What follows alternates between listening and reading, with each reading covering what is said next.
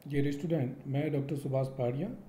Associate professor zoology, Rajesh Pilot government college Lalsot. आज हम ecological या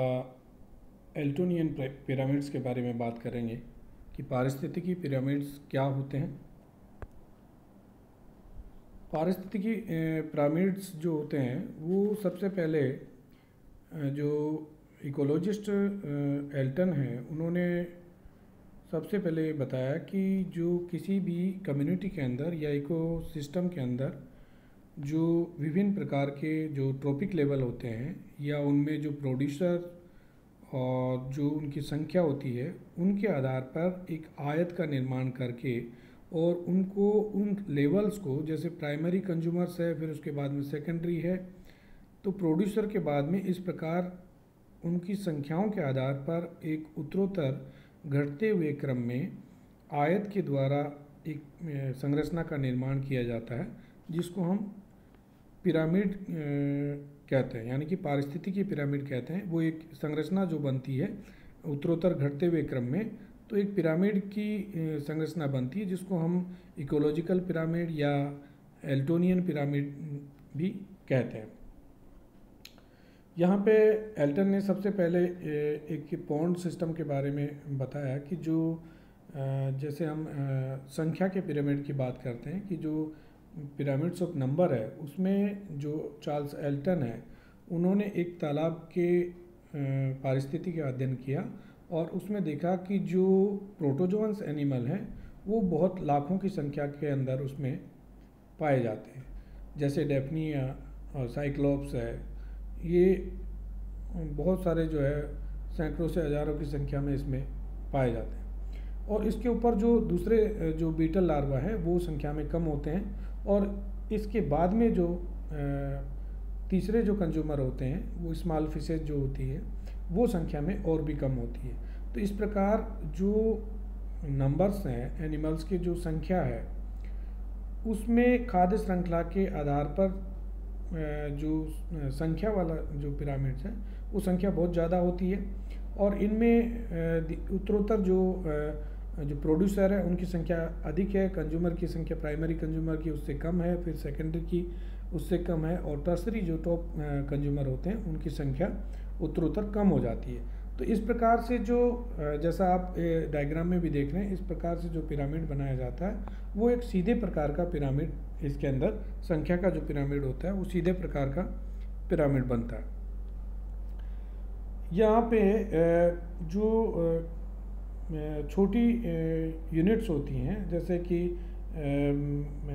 जो ऑर्गेनिज्म होते हैं छोटे स्मॉलर ऑर्गेनिज्म हैं और जो लार्ज ऑर्गेनिज्म है उनका वेट लगभग जो है बराबर सा होता है। तो यहाँ पे जो फूड चेन है उसमें जो लार्जर ऑर्गेनिज्म है वो संख्या में कम होते हैं, और जो छोटे ऑर्गेनिज्म है यानी सूक्ष्म जीव है वो संख्या में अधिक रहते हैं। यहाँ पे कारण जो छोटे ऑर्गेनिज्म है वो क्योंकि उनकी संख्या में ज़्यादा इसलिए रहते हैं कि वो एक तो जो उनकी मेटाबॉलिक रेट है वो बहुत हाई होती है, और जो रिप्रोड्यूशन वाली जो रेट है वो भी बहुत ज़्यादा हाई होती है। तो यहाँ पे इस प्रकार का जो पिरामिड होता है, संख्या का पिरामिड जो होता है, उसमें दो बात इसमें प्रमुख है कि जो पिरामिड्स है संख्या का पिरामिड वो जो मेटाबॉलिक रेट है उसके जो है प्रतिलोमानुपाती होता है, क्योंकि जो स्मॉलर ऑर्गेनिज्म है और जो ग्रेटर मेटाबॉलिज्म रेट होती है वो आपस में जो है एक दूसरे के विपरीत होती है। यहाँ पे संख्या का पिरामिड हमेशा एक तरीके से जो है सीधा पिरामिड हो वो आवश्यक भी नहीं है, क्योंकि जो अगर हम बात करते हैं किसी टेरेस्ट्रियल इकोसिस्टम की या फॉरेस्ट इकोसिस्टम की, तो वहाँ पे जैसे जो प्रोड्यूसर होते हैं प्रमुखतः बड़े वृक्ष होते हैं, यानी यदि हम किसी एक ट्री की बात करते हैं तो उसमें जो प्रोड्यूसर है ये तो वो प्लांट होगा, और उसके ऊपर जो दूसरे हर्बीवोरस जो बर्ड्स हैं वो संख्या में कम होते हैं जो कि फ्रूट का भक्षण करते हैं, और बर्ड्स के ऊपर जो पैरासाइट होते हैं वो संख्या में और भी ज़्यादा होते हैं, और उन पैरासाइट्स के ऊपर जो हाइपर पैरासाइट होते हैं वो भी संख्या में ज़्यादा होते हैं। तो इस प्रकार से जो प्रोड्यूसर है और जो कंज्यूमर है, उनका अगर हम इस प्रकार का जो पिरामिड बनाते हैं तो उसमें ग्रेजुअली जो नंबर हैं वो इंक्रीज होते जाते हैं। जबकि हमने जो पॉन्ड का इकोसिस्टम देखा था उसमें जो नंबर है वो प्रोड्यूसर का ज़्यादा है और फिर कंज्यूमर का कम होता जाता है। लेकिन इस प्रकार का जो इन्वर्टेड पिरामिड है, जिसमें कि कोई किसी फॉरेस्ट इकोसिस्टम में जहाँ पर बड़े प्लांट जो है प्रोड्यूसर हैं, तो उनके ऊपर जो बर्ड्स पाए जाते हैं उनकी संख्या कम और मतलब ज़्यादा हो गई है, और वहाँ पे जो बर्ड्स के ऊपर जो पैरासाइट हैं उनकी संख्या और भी ज़्यादा हो गई है, और पैरासाइट के ऊपर जो हाइपर पैरासाइट्स होते हैं उनकी संख्या और भी ज़्यादा हो जाती है। तो इस प्रकार की जो खाद्य श्रृंखला है उसमें उल्टे प्रकार का पिरामिड प्राप्त होता है, जिसको हम इन्वर्टेड पिरामिड कहते हैं। तीसरा जो पिरामिड है बायोमास का पिरामिड होता है, जैव द्रव्यमान का पिरामिड जिसको हम कहते हैं। यहाँ पर जो संख्या का पैमाना है या आकार आकृति का जो महत्व है वो बहुत ज़्यादा नहीं है। इसमें जैसे किसी हम एक इकोसिस्टम की बात करते हैं कि यहाँ पे धीरे धीरे जो जीव का जो बायोमास है उसका अगर पिरामिड बनाया जाता है तो वो एक जैसे सीधा प्रकार का भी हो सकता है। जैसे अगर साधारणतः हम देखें कि जैसे एक स्टैंडिंग क्रॉप है, या जो इसका अगर हम बायोमास का अगर पिरामिड बनाते हैं तो एक सीधा पिरामिड जो है प्राप्त होता है। लेकिन किसी समुद्र का, जैसे जहाँ पर जो जू प्लैंक्टन्स हैं वो संख्या में ज़्यादा होते हैं और उनके ऊपर जो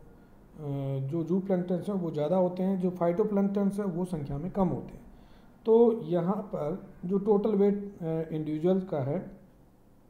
वो प्रत्येक जो ट्रॉपिक लेवल है उस पर अगर हम बनाते हैं तो वहाँ पर जो प्रत्येक स्तर पे जो साइज या पोषण स्तर पे जो साइज होगा वो धीरे धीरे जो है उल्टा मतलब पिरामिड जो है बनता जाएगा, यानी कि जो पिरामिड है वो इन्वर्टेड हो जाएगा। जो लोअर लेवल है वहाँ पर जो लोअर लेवल से हम हायर लेवल की तरफ जाते हैं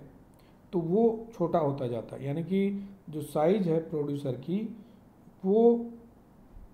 यहाँ पर जो प्रोड्यूसर की साइज जो है कम है और उस पे जो है जो जीव डिपेंड है उनकी संख्या साइज जो है ज़्यादा होती जाती है। तो इस प्रकार का जो पिरामिड होता है उसमें जैसे हम बायोमास का ये डायग्राम हम देखते हैं कि अगर सीधा पिरामिड की हम बात करें कि यानी कि टेरेस्ट्रियल पिरामिड की हम बात करते हैं बायोमास की, तो उसके अंदर जो प्रोड्यूसर यानी कि प्लांट है वो उनका बायोमास ज़्यादा है, यानी कि उनका द्रव्यमान ज़्यादा है, और उस पे ऊपर जो डिपेंड हर्बीवोरस प्राणी है जैसे रैबिट है या डियर्स है उनकी बायोमास जो है कम है, और उनके ऊपर जो प्राइमरी कार्निवोरस है डिपेंड रहने वाले वो उनकी बायोमास जो है और भी कम होगा, और जो टॉप कार्निवर्स हैं संख्या भी कम होगी और बायोमास भी उसका कम होगा। तो इस प्रकार का जो पिरामिड बनता है वो सीधा बनता है। लेकिन हम अगर बात करते हैं किसी एक्वेटिक इकोसिस्टम की तो वहाँ पर जो प्रोड्यूसर है उनका बायोमास जो है कम होता है, संख्या में ये भले ही अधिक होते हैं लेकिन उसका बायोमास कम है, और इसके ऊपर जो हर्बीवोरस प्राणी है जैसे छोटी फिशेज है या हर्बीवोरस फिशेज है वो उनका जो बायोमास है वो ज़्यादा है, और इनके ऊपर जो कार्निवोरस फिशेज जो डिपेंड रहती है या हम उसको टॉप कार्निवोरस कह सकते हैं, तो उनकी जो बायोमास है वो और भी ज़्यादा है। तो इस प्रकार का अगर हम आयत इनसे बनाते हैं बायोमास के आधार पर तो जो पिरामिड की संरचना प्राप्त होती है वो उल्टे प्रकार की या इन्वर्टेड प्रकार की प्राप्त होती है। तीसरे प्रकार का पिरामिड जो होता है वो एनर्जी या ऊर्जा का पिरामिड होता है। ऊर्जा का पिरामिड हम बनाते हैं तो एक पोषण स्तर से अगले पोषण स्तर पर जो, जैसा हमने पहले भी पढ़ा है कि जो ऊर्जा है वो एक पोषण स्तर से दूसरे स्तर में जाने पर जो है ऊर्जा का ह्रास हो जाता है। तो यहाँ पे जो ऊर्जा है, जो या बायोमास जो है, वो उसको ऊर्जा में बदला जाता है। तो इस प्रकार से जैसे जो पिरामिड है, यानी कि जो एनर्जी एक लेवल से दूसरे लेवल पर, एक ट्रॉपिक स्तर से दूसरे स्तर पर जो पास होती है फूड चेन के अंदर, तो कई बार इसकी शेप कोई अफेक्टेड नहीं करती है, क्योंकि जो मेटाबॉलिक रेट है उसके कारण। लेकिन इसमें जब पूरे सोर्सेज जो है जो एनर्जी के होते हैं, तो जो सेकंड लॉ ऑफ थर्मोडायनामिक्स है उसके आधार पर ये इस प्रकार का जो पिरामिड होता है वो सदैव सीधे प्रकार का ही पिरामिड इसके अंदर बनता है। जैसा कि आप इस डायग्राम में देख रहे हैं कि जो जैसे यहाँ पे जो पिरामिड है उसमें P जो है प्रोड्यूसर है, C1 जो है प्राइमरी कंज्यूमर्स हैं, और C2 जो है सेकेंडरी कंज्यूमर, और जो टर्सरी कंज्यूमर है C3 को से डिनोट कर रखा है। और इसमें जो सेप्रोट्रॉप्स है या बैक्टीरिया और फंजाई है उनको S के द्वारा डिनोट किया गया। इस प्रकार की जो एनर्जी पिरामिड है वो मोर सूटेबल होता है, जैसा कि हम दूसरे जो इकोसिस्टम के दूसरे पिरामिड है उनकी वजह इस प्रकार का जो पिरामिड होता है वो बहुत ज़्यादा स्थिर और सूटेबल प्रकार का होता है। तो इस प्रकार हम जो पिरामिड्स के द्वारा इकोसिस्टम में